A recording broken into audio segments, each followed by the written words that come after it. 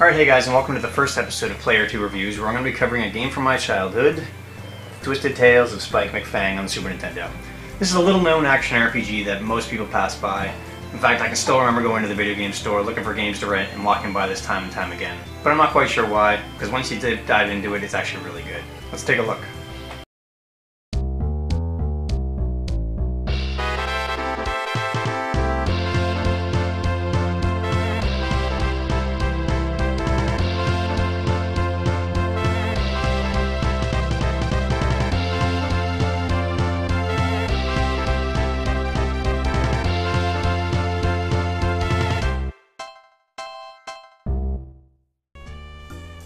Twisted Tales of Spike McFang was released in 1994 on the SNES by Bulletproof Software. It was actually the same company that created the infamous Tetris for the original Game Boy. And you'd figure a company which Nintendo has put so much trust in to handle their flagship game for the Game Boy would take off. However, though they may have created the hugely famous Tetris, Bulletproof never really reached the same form of infamy, and sort of fell to the wayside, much like the way Spike McFang did, sadly.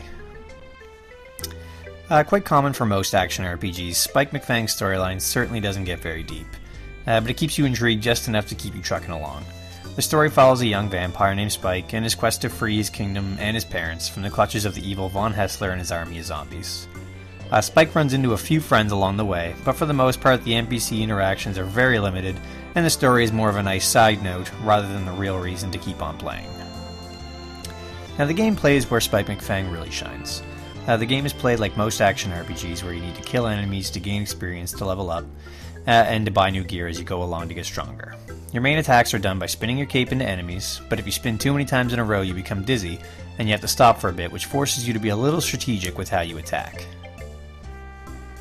You also have the ability to toss your hat at your enemies, which acts as a ranged attack. This can be kind of clunky and hard to time at some points, but once you get the hang of it, it can be a real help and lead to some nice combo attacks. Your magic attacks in the game come in the form of magic card tricks. The cards come in a large array of spells, including the ability to turn invisible, recover your health, and even turn all enemies on the screen into harmless animals, as well as a bunch of others, many of which can really save your life in a pinch. The various shops throughout the world provide you with the option to buy these cards for a price, as well as the option to buy upgraded hats, which all come with their own unique effect when you launch them. You can also buy tomato cards in town, which act as your health potions in the game. Rather than being a bloodthirsty vampire, Spike takes the kid-friendly Nintendo route and drinks tomato juice instead. The music in Spike McFang can be really catchy, right from the opening menu and onward. Though it can get a little repetitive, I still can't help but hum a few of these tunes hours after putting the game down. Here's a little sample of the boss music.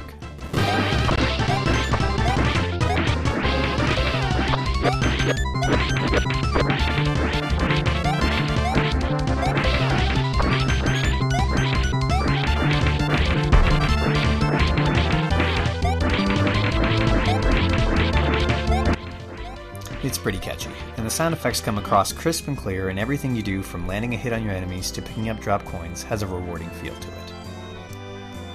Now, as you no doubt have noticed, Spike McFang has a certain childlike aesthetic to it, right from the box cover and through the entire game, which will likely turn a lot of people away. But don't let the cartoony feel dissuade you from this classic. I mean, every sprite is detailed nicely, and the world is colored in with rich, vibrant colors. From grassy fields, arid deserts, and snowy mountaintop levels, everywhere you end up is very pleasing to the eye. Overall, Spike McFang is a classic action RPG from the SNES library that should not be overlooked.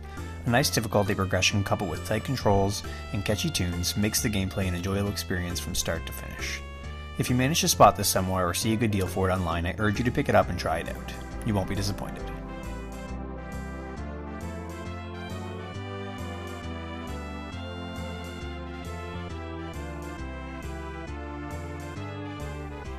Thanks again everyone for watching, and be sure to check back soon for some more gaming coverage. This has been a Player 2 review, and we'll see you next time.